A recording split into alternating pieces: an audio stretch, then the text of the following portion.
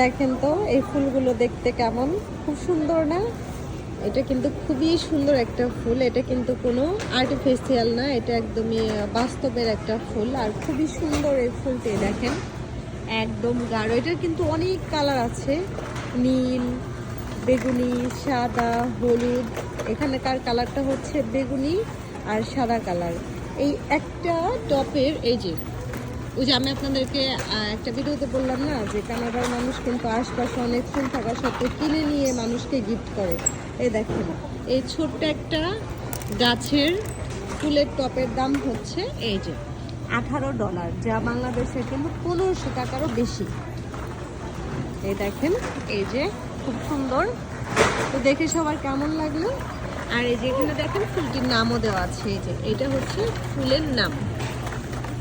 আর $18, $19 পড়বে ট্যাক্স সহ।